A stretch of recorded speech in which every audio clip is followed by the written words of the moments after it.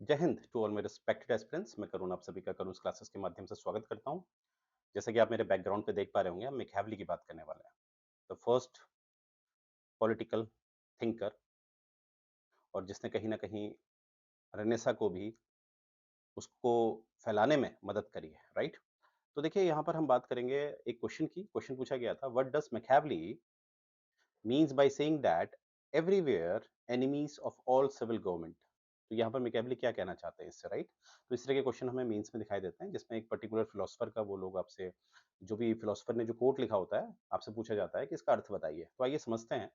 तो इसको समझने का तरीका ये है, जैसे हमारे पास कोट है, everywhere enemies of all civil government. पहले हम सिविल गवर्नमेंट को समझ लेते हैं। तो सिविल गवर्नमेंट को जब हम समझते हैं, तो सिविल गवर्नमेंट का मतलब वही है जो आप समझ रहे हैं, यानी कि ऐसा स्टेट, क्योंकि आप जानते हैं स्टेट को रिप्रेजेंट करता है गवर्नमेंट। आई रिपीट, स्टेट को रिप्रेजेंट करता है गवर्नमेंट। तो मैं स्टेट लिखूं या गवर्नमेंट लिखूं, एक ही बात है, तो कंफ्यूज मत होइएगा। तो ऐसा स्टेट जहां पर लॉ प्रिवेल कर रहा है, यानी कि वहां पर किसी भी तरह की अराजकता नहीं है, एनार्की नहीं है, lack of law and order नहीं है। ऐसा स्टेट जहां के सिटीजन जो हैं वो रूल को फॉलो करते हैं। और ऐसा स्टेट जहां पर जो पावर है या जो अथॉरिटी है वो कहीं ना कहीं एक बेहतर तरीके से काम कर रही है, राइट। तो ये होता है एक आपका सिविल स्टेट या सिविल गवर्नमेंट। तो ये हो गया आपका सिविल गवर्नमेंट। अब हम बात करेंगे, अब हम इसको यहाँ तक देखेंगे, enemies of all civil government, इसका क्या मतलब है। तो यहाँ पर जो मैकियावेली है, मैकियावेली एनिमी से क्या समझाना चाह रहा है आपको, ठीक है, enemies of all civil government. तो यहाँ पर एनिमीज से मैकियावेली का अर्थ है, सबसे पहला, एरिस्टोक्रेसी से। एरिस्टोक्रेसी को उसने एनिमी माना है, क्योंकि जब आप मैकियावेली को पढ़ते हैं, मैकियावेली के लिए आपको पता ही है, दो प्रसिद्ध किताबें हैं, the Prince and the discourse. The discourse में वो रिपब्लिक को सपोर्ट करते हैं, और द प्रिंस में वो मोनार्की को सपोर्ट करते हैं, राइट। अब एरिस्टोक्रेसी कभी भी नहीं दिखेगा आपको। तो एरिस्टोक्रेसी को वो मानते थे, ये ऐसे नोबल होते हैं जिनके पास हमेशा एक लालच होता है, ग्रीड होता है इनको पावर का। तो इस ग्रीड की वजह से, इस पावर के लालच की वजह से, ये कहीं ना कहीं कुछ अराजकता फैलाते हैं, ठीक है, एरिस्टोक्रेसी।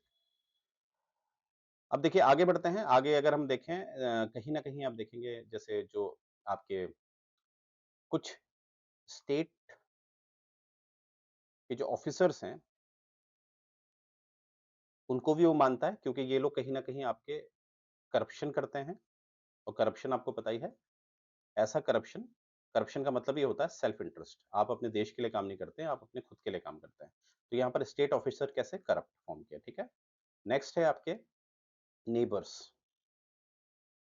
नेबर्स, क्योंकि देखिए नेबर्स क्या होते हैं, वो कभी भी नहीं चाहेंगे कि आपका देश आगे तरक्की करे। क्योंकि एक आपको पता ही है कि इंटरनेशनल जब हम रिलेशन पढ़ते हैं, तो उसमें बैलेंस ऑफ पावर का कॉन्सेप्ट होता है। तो बैलेंस ऑफ पावर करने के एक बेहतर तरीका ये है कि आप अपने जो बराबरी मुल्क है उसके बराबर अपने तकनीक को बढ़ाइए। एक तो ये तरीका है। जैसे भारत ने अगर परमाणु परीक्षण किया 1998 में, तो पाकिस्तान ने भी किया। ये एक एथिकल है। पर वहीं पर ऐसा है कि अगर पाकिस्तान आगे नहीं बढ़ पा रहा है, ठीक है, तो इंडिया काफ़ी आगे बढ़ रहा है, तो इंडिया में वो बम विस्फोट कर रहा है। तो आप जानते हैं दिल्ली लाल किले में क्या हुआ है, तो कहीं न कहीं आईएसआई का नाम आ रहा है, आई गेस। तो कहीं न कहीं इस तरह से भी बैलेंस किया जाता है। तो जो आपके नेबर होते हैं, ये कहीं न कहीं क्या करेंगे कि आपके स्टेट में एनार्की फैलाएँगे। और कहीं न कहीं आगे हम देखेंगे common people, common people. Common people को भी मैकियावेली कहता है कि कहीं न कहीं ये समाज के लिए खतरा बनते हैं। कैसे बनते हैं? वो कहते हैं कि कॉमन पीपल को ईज़िली इन्फ्लुएंस किया जा सकता है, ठीक है? कोई भी अच्छा प्रवक्ता उनको मिल जाए, तो वो जो आम जनता होती है उसको इन्फ्लुएंस कर सकता है, राइट? जैसे आपको भारत की राजनीति में ऐसा दिखता होगा कभी ना कभी, राइट? तो इन सबको मैकियावेली ने बोला है, ये एक एनिमीज़ होते हैं। ये किसी भी राज्य के लिए ऐसी गवर्नमेंट जहाँ सिविल गवर्नमेंट है, ऐसा स्टेट जहाँ पर एनार्की नहीं है, या ऐसा गवर्नमेंट जिसे हम सिविल गवर्नमेंट कहा, उसके ये एनिमीज़ होते हैं, ठीक है? ये एनिमीज़ बोला इन्होंने, ठीक है? तो यहाँ पर क्या देखा हमने, यहाँ तक देख लिया, enemies of all civil government, enemies of all civil government, right? अब एवरीवेयर का उनका मतलब था, यहाँ पर एवरीवेयर को देखेंगे। अब एवरीवेयर का उनका मतलब है, एवरीवेयर का उनका मतलब है यूनिवर्सल, यानी कि हर जगह पाए जाते हैं। इसलिए आपने देखा होगा वर्तमान में, चाहे वो कोई भी देश है, आतंकवाद से वो परेशान है, भ्रष्टाचार से वो परेशान है, कम्युनल राइट से वो परेशान है। तो यूनिवर्सल होता है प्लस क्या कहता है वो, एक नेचुरल भी होता है। ये सबसे बड़ी समस्या है। नेचुरल का मतलब है कि हम नेचुरली ऐसे हैं, आप ऐसा समझ सकते हैं हमारे डीएनए में ऐसा है, जैसे नोबेल क्लास में कोई पैदा होगा, उसको पावर की ही लालसा होगी, क्योंकि वो देखता है कि मेरे जो जो मेरे फादर हैं या मेरे फ़ोरफ़ादर हैं, उनके पास पावर थी, तो मेरे पास क्यों पावर नहीं है? तो इसीलिए वो अराजकता फैलाता है, ठीक है? तो ये सब नेचुरल है जो मैंने आपको बताया। जो भी मैंने एनिमीज़ बताए थे, सबसे पहले तो यूनिवर्सल है, हर जगह आपको दिखेगा और वो नेचुरल भी है। नेचुरल का मतलब क्या है? ये ऑब्वियस है। तो यानी कि नेचुरल से मैकियावेली ये कहना चाह रहा है कि ये कहीं न कहीं इनएविटेबल है, यानी कि इसको हटाया नहीं जा सकता, पूरी तरह से खत्म नहीं किया जा सकता। तो तरीका क्या है खत्म करने का? उसने कहा तरीका ये है खत्म करने का कि जो राजा है, जो किंग है, अगर ज़रूरत पड़े, इफ पॉसिबल अगर ज़रूरत पड़ी, ठीक है? या आपको इफ पॉसिबल से बड़ी आप इसको कह सकते हैं, समटाइम्स कह सकते हैं। जब समटाइम्स मेरा यहाँ मतलब है जब इमरजेंसी जैसी सिचुएशन आ गई है, तो राजा अनएथिकल हो सकता है, फ़ोर्स का इस्तेमाल कर सकता है, जिससे कि स्टेट में क्या बने, शांति व्यवस्था बनी रहे। तो राजा को कहीं न कहीं आपको पता ही है मैकियावेली राजा को कहीं न कहीं एक अनएथिकल स्टेप उठाने के लिए भी कहता है, जब स्थिति ऐसी होती है। पर याद रखिएगा, ये लास्ट रिसॉर्ट होना चाहिए, आखिरी विकल्प होना चाहिए, राइट?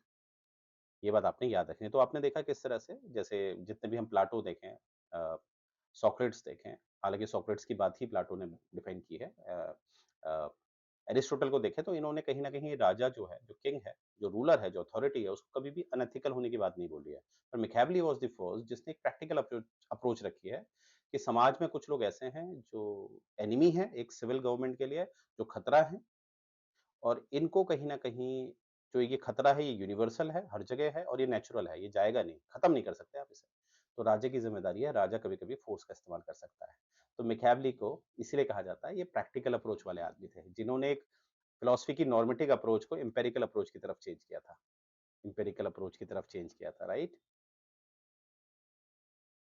ना इन्होंने कोई मेटाफिज़िक्स की बात करी, राइट? ना इन्होंने कोई थियोलॉजी की बात करी, इन्होंने सीधे एक एम्पिरिकल अप्रोच इसीलिए हम मैकियावेली को फर्स्ट मॉडर्न पॉलिटिकल थिंकर बोलते हैं। तो देखिए इस तरह से अगर हमें डेटा समझ में आ जाता है तो ईज़िली हम इसको मेंस लिख पाते हैं, राइट? और ऑब्वियसली यूजीसी नेट में आपको इस तरह के स्टेटमेंट मिलते हैं, ये किसने कहा है और आपने टिक करके आना है मैकियावेली, राइट? और आगे चल के अगर मानते हैं यूजीसी भी मेंस लिखवाता है, तो अगर हमारी तैयारी पूरी मेंस की तरह है, तो हमें कोई फ़र्क नहीं पड़ता वो ऑब्जेक्टिव पूछे या सब्जेक्टिव पूछे। तो मुझे उम्मीद है मेरा प्रयास आपको पसंद आया होगा। जय हिंद गाइस।